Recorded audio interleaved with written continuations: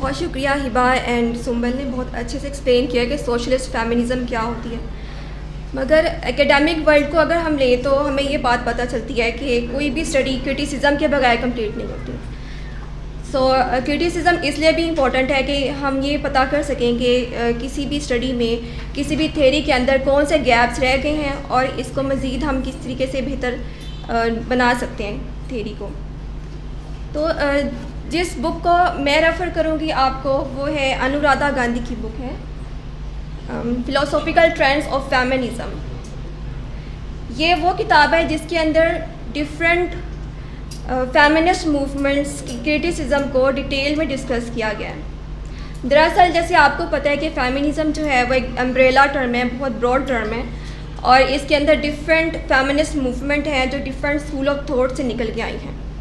But आज क्योंकि हमारा पर्टिकुलर इंटरेस्ट जो है वो सोशलिस्ट फेमिनिज़म के ऊपर है, तो इस किताब के अंदर जो पोर्शन है सोशलिस्ट फेमिनिज़म की क्रिटिसिज्म के हवाले से, तो उसके ऊपर मैं मज़ीद आपसे इस पर डिस्कस करती हूँ। सबसे पहली चीज़ जो कि सोशलिस्ट फेमिनिज़म ने इग्नोर की वो है रेसिज़म। रेसिज़म का ये मतलब है कि जो माइनॉरिटी के अंदर लोग हैं, लाइक ब्लैक्स हैं या और माइनॉरिटी ग्रुप्स हैं, इवन के LGBT भी इसमें शामिल होता है, इनके राइट्स की बात नहीं की गई। जब सवाल उठाया गया सोशलिस्ट फेमिनिज़म के अंदर कि ख़वातीन के राइट्स जो हैं उनको मिलने चाहिए, उनके productive rights and reproductive rights, तो उस दौरान वो ये चीज़ भूल गए कि वो एक पर्टिकुलर क्लास इंटरेस्ट की बात कर रहे थे। ये बात ब्लैक स्लेव फेमिनिस्ट ने उठाई और उन्होंने ये बात कहा कि हमारे इश्यूज़ सोशलिस्ट फेमिनिज़म के इश्यूज़ से इररेलेवेंट हैं, वो बिल्कुल डिफरेंट हैं, क्योंकि हमारे एक्सपीरियंस लाइफ की बिल्कुल चेंज हैं। क्योंकि मिडिल क्लास वाइट फीमेल्स जो हैं वो ब्लैक स्लेव्स को, स्पेशली यूरोप की मैं बात करूँ आपसे, कि वहाँ पे ब्लैक स्लेव्स को वो हायर करती थी कि वो जो डोमेस्टिक लेबर है उनसे करवाई जाए, और इसलिए वो उनको वो ये समझती थी क्योंकि हमने इनको हायर कर लिया तो हम इनसे किसी भी तरीके से काम करवाएंगे, चाहे हम उनसे लॉन्ग आवर्स लें काम के या फिर हम इनके साथ तशद्दुद करें। तो जो ब्लैक फीमेल जो थी, इवन के उनको फेमिनिस्ट भी नहीं, फेमिनाइन भी कंसिडर नहीं किया जाता था। फेमिनाइन का मतलब ये है कि फ़ीमेल की कुछ खुसूसियात जो हैं, लाइक फ़ीमेल की खुसूसियात ये होती हैं कि वो ज़्यादा बर्डन को बर्दाश्त नहीं कर सकती, वो सिनफ़े नाजुक समझा जाता है उनको। मगर जो ब्लैक फ़ीमेल्स थी, स्लेव्स थी, उनको इस तरह की किसी भी खुसूसियत के साथ नहीं शामिल किया जाता था, बल्कि उनकी लाइफ में जो उनके मेल थे वो कभी भी अपने आप को उनके ऊपर एक सुपीरियर रोल के तौर पर नहीं लेते थे। तो ब्लैक फेमिनिस्ट ने ये इशू उठाया कि सोशलिस्ट फेमिनिज़म में रेसिज़म का जो इशू है इसको इग्नोर किया है, क्योंकि उनके इश्यूज़ ये है कि स्लेवरी की वजह से वाइट फीमेल्स ही उनके ऊपर प्रॉब्लम क्रिएट करती हैं रादर दैन कि उनके मेल्स। इस इशू को लेते हुए जब उन्होंने ये डिस्कस किया कि ब्लैक फीमेल्स के जो प्रॉब्लम्स हैं वो दरअसल रेसिज़म है रादर दैन पैट्रियार्की और देयर मेल्स। इसके बाद नेक्स्ट हम देखते हैं कि सोशलिस्ट फेमिनिज़म के अंदर यही वाली स्लाइड लिमिटेड एनालिसिस है। जब ये आइडिया निकला कि सोशलिस्ट फेमिनिज़म में ये जो है सोसाइटी की प्रॉब्लम्स को हम इशू और एड्रेस करेंगे, तो उस दौरान क्या हुआ कि उन्होंने अपने पर्टिकुलर सोसाइटी के अंदर पर्टिकुलर इश्यूज़ को हाईलाइट किया, और इस वजह से उनके जो एनालिसिस था वो लिमिटेड हो गया। इस लिमिटेड एनालिसिस में हम देखते हैं कि इसमें डायलेक्टिक्स यानी कि कैपिटलिज्म एंड वर्सेस मार्क्सिज्म, इन दोनों को इन्होंने कंपेयर एंड कंट्रास्ट किया है rather than to find some solutions to the problems in the society. उन्होंने पर्टिकुलर सिर्फ अपनी सोसाइटी के सॉल्यूशंस को किया और बाकी तमाम सोसाइटीज़ को इग्नोर कर दिया। नेक्स्ट हम देखते हैं experiences of other countries. Different countries के जो सोशियो इकोनॉमिक, कल्चरल और डिफरेंट एस्पेक्ट्स होते हैं वो डिफरेंट होते हैं, जिसकी वजह से उनके experiences relevant to gender and relevant to females जो हैं बिल्कुल डिफरेंट होते हैं। एट द टाइम जब सोशलिस्ट फेमिनिज़म अरूज पे थी तो उन्होंने जस्ट अपनी ही क्लासेस को, अपनी ही कंट्रीज़ को फोकस किया और वो ये चीज़ भूल गए कि बाकी कंट्रीज़ के अंदर डिफरेंट तरीके से लोग रहते हैं और उनके इश्यूज जो हैं डिफरेंट है, यानी कि उनके लिए सोशलिस्ट फेमिनिज़म के जो आइडियाज़ हैं वो बिल्कुल चेंज हैं। इसको ही रखें, भी कंटिन्यू करना। अच्छा जी, इसमें हम देख सकते हैं कि इसकी एग्जांपल ये है कि फ्यूडलिज़म जो कि चाइना में रही है और साउथ एशिया में रही है और बहुत लॉन्ग टाइम के लिए रही है। फ्यूडलिज़म के दौर के अंदर जो फीमेल्स थी उनका जो इस्तेहसाल है वो बहुत ज़्यादा रहा है, सीवियर रहा है। और अगर हम कंपेयर करते हैं कैपिटलिस्ट सोसाइटीज़ के लिहाज से तो वो ज़्यादा शदीद था कैपिटलिस्ट सोसाइटीज़ के रेलिवेंट। और इसके साथ ही अगर हम माओइस्ट पर्सपेक्टिव को देखते हैं इंडिया के अंदर तो वो ये आइडिया लेते हैं कि पैट्रियार्की मेन इशू है इंडिया के अंदर, जिसकी वजह से फ़ीमेल्स जो हैं वो सब्जुगेटेड हैं, सबमिसिव हैं, उनके रोल्स जो हैं वो सब उनको एक साइड पे रखा जाता है और जो लाइमलाइट में वो नहीं आती। तो यही वो आइडिया था जिसको सोशलिस्ट फेमिनिस्ट ने नहीं हाईलाइट किया, बिकॉज वो ये कंसिडर कर रही थी कि कैपिटलिस्ट सोसाइटीज़ के जो प्रॉब्लम्स हैं दर हकीकत वही वर्ल्ड वाइड प्रॉब्लम है, वही एक ग्लोबल प्रॉब्लम की शक्ल है। बट हकीकत ये है कि अगर हम डिफरेंट सोसाइटीज़ में देखें जहाँ पर कैपिटलिज्म नहीं है, जहाँ पे इवन मार्क्सिज्म का रूल है या जहाँ पे फ्यूडलिज्म है, तो वहाँ पे भी ख़वातीन के प्रॉब्लम्स मौजूद हैं और उन सोसाइटीज़ की प्रॉब्लम्स को एड्रेस करना बहुत ज़रूरी है।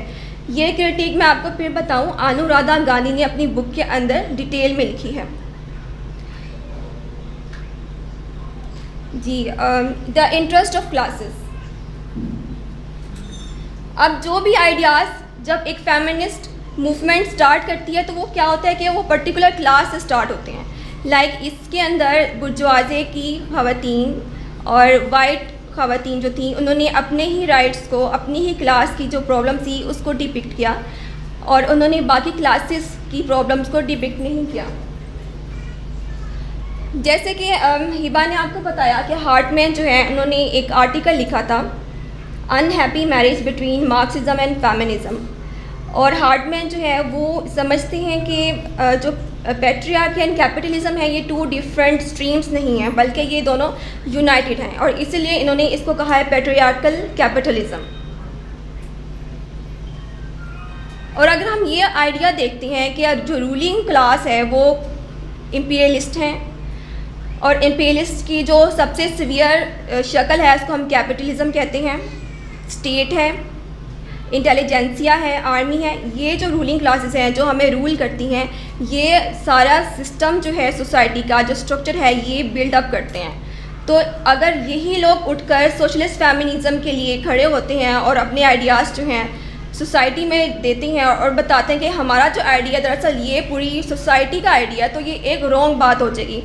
इसीलिए अनुराधा गांधी कहती हैं कि इंटरेस्ट ऑफ क्लासेस बहुत ज़रूरी है क्योंकि इसमें लिमिटेड एनालिसिस रखा गया है एक पर्टिकुलर क्लास को। और यहाँ पे भी हम देख सकते हैं कि इंटरेस्ट जो है कैपिटलिस्ट सोसाइटीज़ के अंदर और इवन हर सोसाइटी के अंदर जो एलीट क्लास है, जो कि रूलिंग क्लास है, वही फेमिनिस्ट को प्रोमोट कर रही है।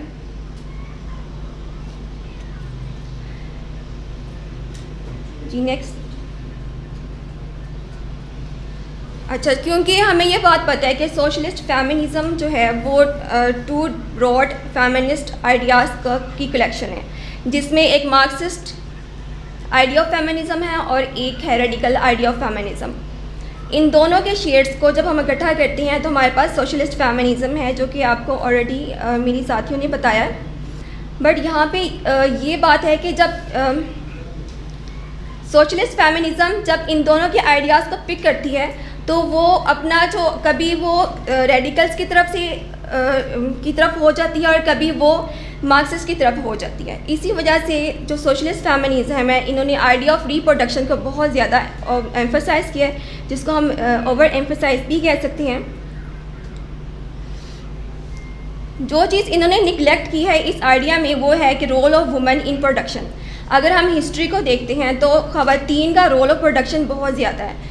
अगर हम देखें कि ख़वातीन इन द अर्ली हिस्ट्री जब बहुत पहले जब हमारे पास कम्युनिटीज़ इवन डेवलप हो रही थी और अभी नहीं बनी थी, क्लैंस और ट्राइब्स डेवलप हो रहे थे, उस टाइम ख़वातीन का जो रोल था वो बहुत ज़्यादा था।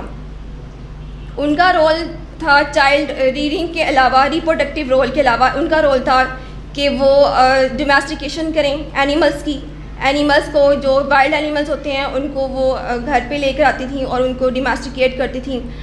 उसके अलावा उन्होंने नई प्लांट्स, न्यू हर्ब्स जो हैं वो इंट्रोड्यूस करवाई, उन्होंने वेजिटेशन को इंट्रोड्यूस करवाया और घर के अंदर उन्होंने बहुत सारे काम किए जो कि प्रोडक्टिव लेबर के अंदर आते हैं। इसीलिए अगर सोशलिस्ट फेमिनिस्ट जो हैं वो अपना रुझान रिप्रोडक्टिव रोल के ऊपर ओवर एम्फसाइज करते हैं तो ये यहाँ पे वो बहुत ज़्यादा चीज़ें निगलेक्ट कर रहे होते हैं।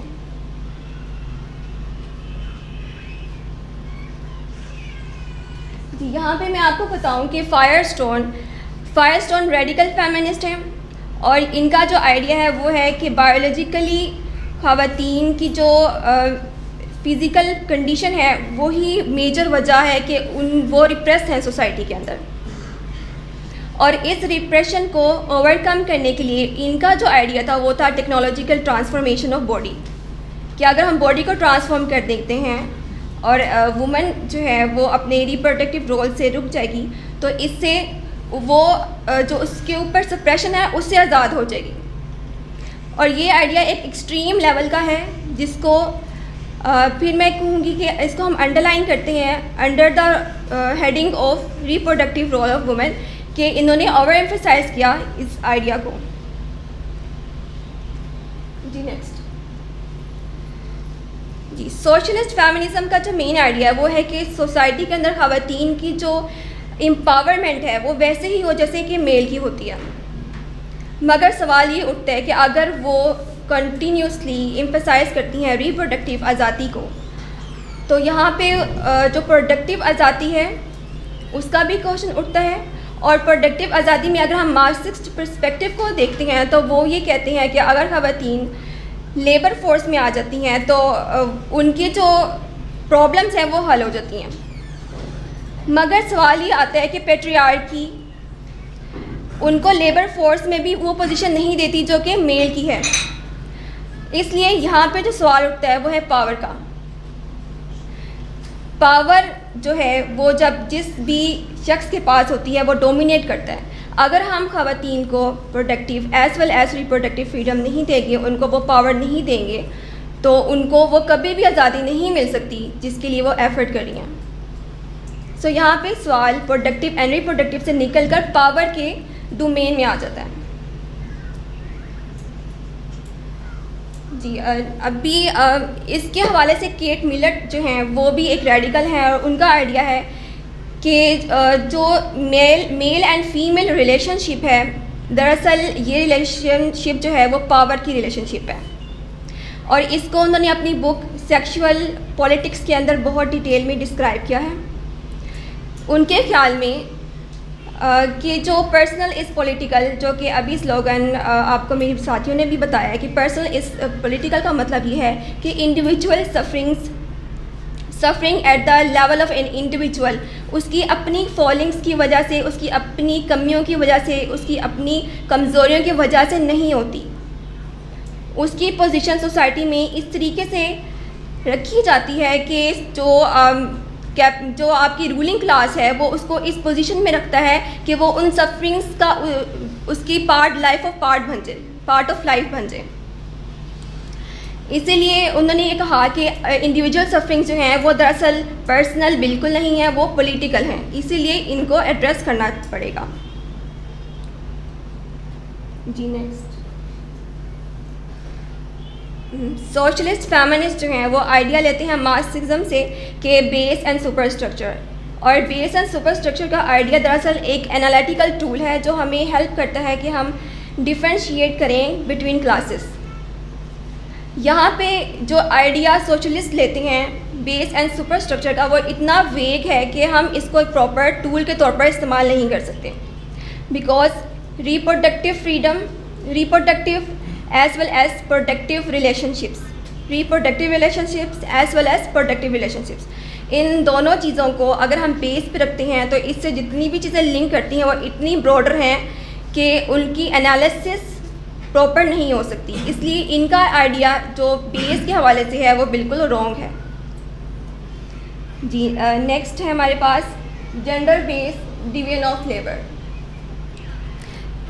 जी जैसे कि अभी मेरी फ्रेंड्स ने आपको बताया कि लेबर की तकसीम जेंडर की बेस पे होती है, और जो एक्टिविटी आप लोगों से करवाएगी वो भी आपको ये बताने के लिए कि हमारे माइंड में ऑलरेडी कुछ पर्सपेक्टिव बन चुके हैं कि कुछ चीज़ें मेल्स के रेलिवेंट हैं और कुछ चीज़ें फीमेल्स के रेलिवेंट हैं। तो ये सवाल उठता है कि दरअसल gender based division of labour की जो आइडिया है, दरअसल इसमें कुछ फ्लॉज हैं।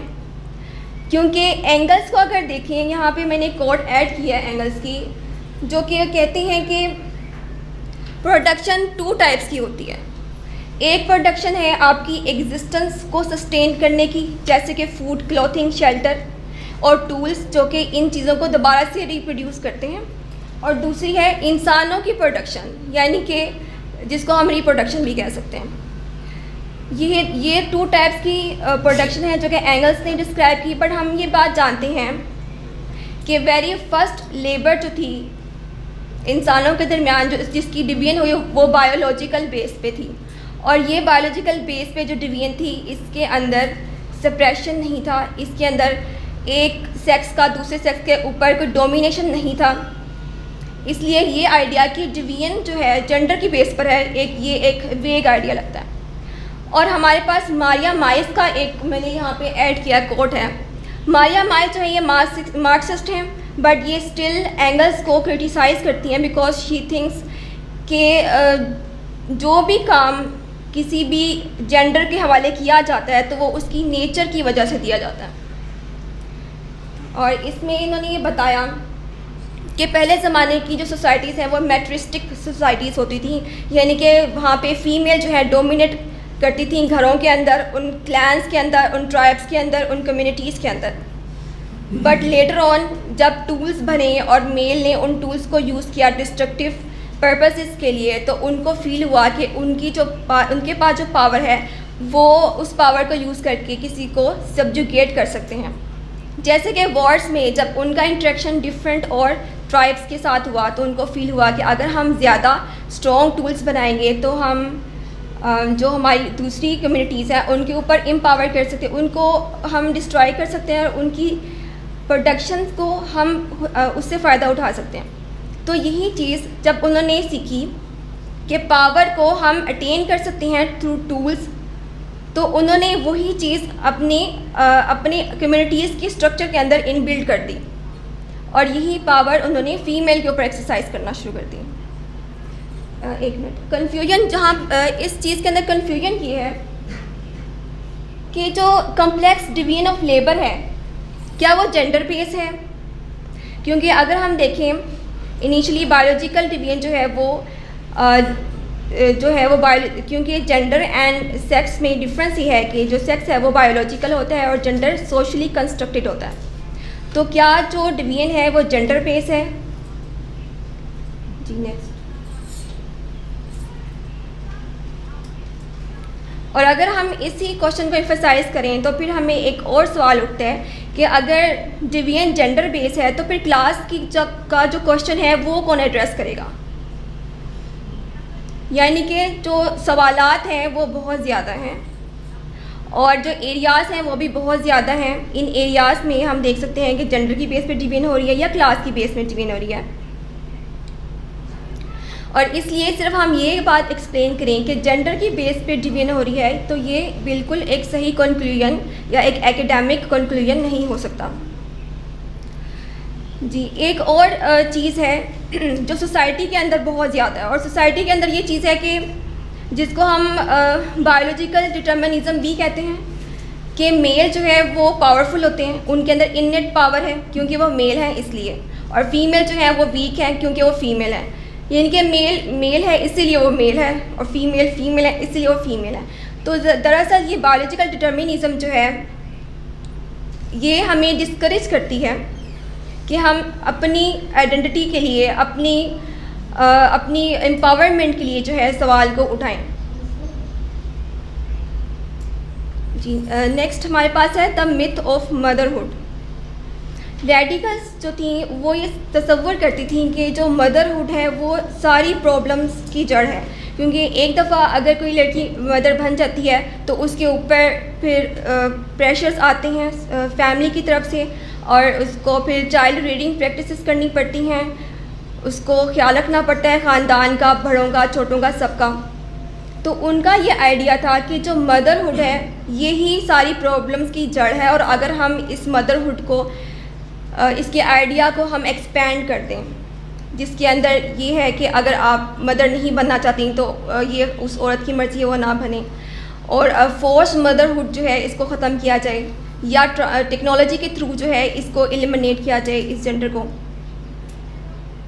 तो वो ये कह रहे थे कि ये जो मिथ ऑफ मदरहुड है ये असल में एक प्रॉब्लम है, क्योंकि अगर हम मैट्रिस्टिक सोसाइटीज़ में देखें या हम अर्ली सोसाइटीज़ में देखते हैं तो जो मदरहुड है वो एक चेरिश चीज़ थी, वो ऐसी चीज़ थी जिसकी वजह से ख़वातीन की जो इज़्ज़त थी वो बहुत ज़्यादा की जाती थी।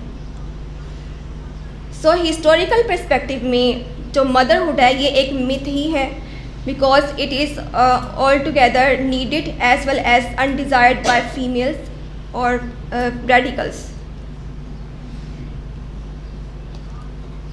जी, सोशलिस्ट फेमिनिस्ट जो हैं इनका जो एक बहुत इम्पोर्टेंट जो है किरदार वो ये है कि सोसाइटी के अंदर चेंज लेकर आया जाए, क्योंकि आप सब लोग मार्क्सिस्ट हैं और सोशलिस्ट हैं, तो यहाँ पे आप जिस चीज़ के लिए आए हैं वो ये है कि आप लोग चीज़ों को अंडरस्टैंड करें और सोसाइटी में एक रेवोल्यूशन लेकर आएँ।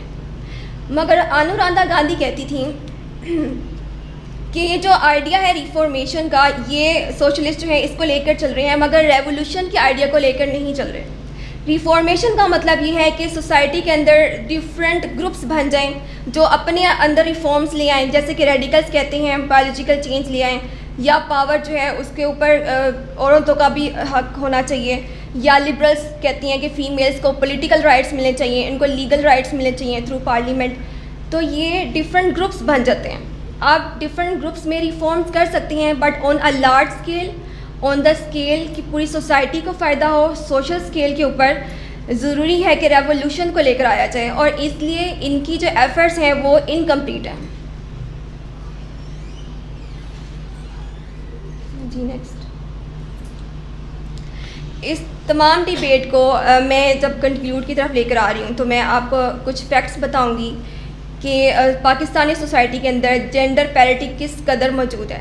जेंडर पैरिटी का मतलब ये है कि मेल एंड फीमेल के दरमियान में जो डिफरेंस है जो वो कितना ब्रॉड है, और हमें ये पता है कि इंडेक्सेस जो हैं हर साल निकलती हैं, और यहाँ पे देखें जेंडर पैरिटी इंडेक्स में पाकिस्तान का जो रैंक है वो 153rd है आउट ऑफ 156 कंट्रीज़, यानी कि we are last third country in gender parity. मतलब हमारे अंदर जो जेंडर के हवाले से इश्यूज़ एंड प्रॉब्लम्स हैं वो बहुत ज़्यादा हैं, क्योंकि हम यहाँ पे बात करते हैं कि हम पॉलिटिकल राइट्स के थ्रू ख़वातीन को एम्पावर कर सकते हैं। तो जब हमारे पास सारे राइट्स मौजूद हैं पार्लियामेंट के थ्रू, हमारे पास हर चीज़ मौजूद है, बट इसके बावजूद हमारी सोसाइटी में जो चेंज है वो हमें नज़र नहीं आती इन फैक्ट्स के अकॉर्डिंग। इट मीन्स कि उनकी इम्प्लीमेंटेशन जिन लोगों ने करनी है वो उसको प्रॉपर इम्प्लीमेंट नहीं करे, और इम्प्लीमेंटेशन रूलिंग क्लासेस ने करनी है। ऑल तो वो हमें बताते हैं कि हम आपको हर तरीके से आज़ादी दे रहे हैं, आपके लिए सब कुछ कर रहे हैं ख़वातीन के लिए और बाकी जेंडर आइडेंटिटीज़ के लिए, येट यहाँ पर फिर भी हमें नज़र आता है कि रियलिटी में ऐसा नहीं हो रहा। और इसकी वजह यह है कि पैट्रियार्कल स्ट्रक्चर्स इतने मजबूत हैं कि वो हमारी लीगल एंड पॉलिटिकल स्ट्रक्चर्स को इफ़ेक्ट करते हैं। इसके एग्जांपल में हम बांग्लादेश की देखें तो वो हमारा पार्ट रहा है और वो 65th नंबर पर है, और हमसे बहुत बेहतर उसकी सिचुएशन है जेंडर के अंदर। यहाँ पे सवाल ये उठता है कि जेंडर पैरिटी को कौन कौन से पैरामीटर्स जो हैं उनको किन पैरामीटर्स के थ्रू बनाया जाता है। तो जो पैरामीटर्स हैं वो यहाँ पे मैंने मेंशन किए हैं। इकनॉमिक पार्टिसिपेशन, जो कि मार्क्सिस्ट कहते हैं प्रोडक्शन के अंदर ख़वातीन का जो रोल है, एंड अपॉर्चुनिटी, जहाँ पे हम लेबर की बात करते हैं कि अपॉर्चुनिटी ख़वातीन को इक्वल मिलनी चाहिए जैसे कि मेन को मिलती है। देन एजुकेशनल अटेनमेंट, कि ख़वातीन को उतनी ही राइट्स होनी चाहिए एजुकेशन के लिए और उतनी ही आसानियाँ होनी चाहिए, उतनी ही इंकरेजमेंट मिलनी चाहिए जैसे कि मेल को मिलती है। Political empowerment and political empowerment health. तो पॉलिटिकल एम्पावरमेंट एक बहुत इम्पॉर्टेंट चीज़ है, क्योंकि अभी मैंने आपको बताया कि इसके अंदर पावर की जो स्ट्रगल है मेल एंड फीमेल के दरमियान में, तो जब वो इसलिए इम्बैलेंस है क्योंकि एक पार्ट जो है वो ज़्यादा पावरफुल है और दूसरा जो है वो कम पावरफुल है। तो इन तमाम एलिमेंट्स को देखते हुए हमें पता चलता है कि पाकिस्तान जेंडर के मुकाबले में सबसे लोअर लेवल पर आता है। यहाँ पे हम देख सकते हैं कि गवर्नमेंट ने कुछ ऐसे प्रोग्राम्स इनिशिएट किए हैं ख़वातीन के लिए, जिससे वो ये कहते हैं कि ख़वातीन को एम्पावरमेंट मिलनी चाहिए। इसके लिए इन्होंने बेनज़ीर इनकम सपोर्ट प्रोग्राम, ताकि फ़ाइनेंशियल सपोर्ट मिले प्रोटेक्शन के हवाले से, लोन्स दी हैं ख़वातीन को ताकि स्मॉल बिजनेसेस जो हैं वो बिल्ड कर सकें। वसीला तलीम, ये इनिशिएटिव है इनरोलमेंट के हवाले से कि स्कूल के अंदर बच्चों की जो इनरोलमेंट है उसको यकीनी बनाया जाए।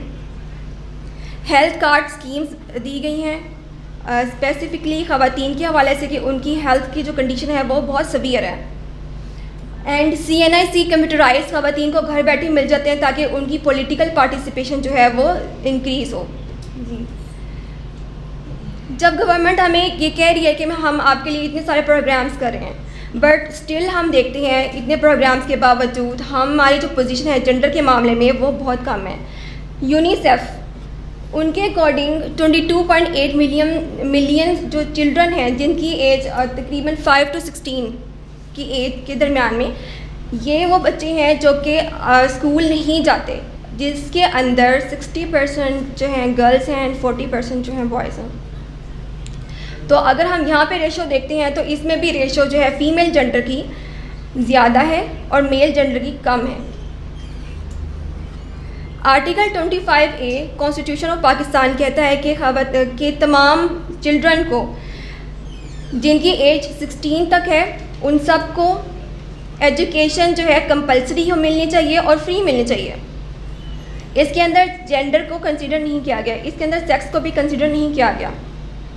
बट आर्टिकल के बावजूद हम अपनी सोसाइटी में देखते हैं कि हमें कंटिन्यूसली एक गैप मिल रहा है, जिसका मतलब ये है कि हमारी एकेडमिकली, थ्योरेटिकली और लीगली पोजीशंस को बहुत स्ट्रॉन्ग दिखाया जाता है, बट एक्चुअली हम लोग बहुत पीछे हैं। हमारी प्रॉब्लम्स जो हैं वो इतनी ज़्यादा हैं, मगर इनको ये तमाम चीज़ें लाइक एकेडमिक्स जो हैं, ये भी हमारी इंटेलिजेंट लोग होते हैं, ये लोग भी, और बाकी हमारी स्टेट ये हमें बताती है कि ऐसी कोई बात नहीं है, हमने हर चीज़ फ्री कर दी है, हमने कंपलसरी कर दी है, हम आपके राइट्स दे रहे हैं। क्योंकि दरअसल यहाँ पे बात क्लासेस की है।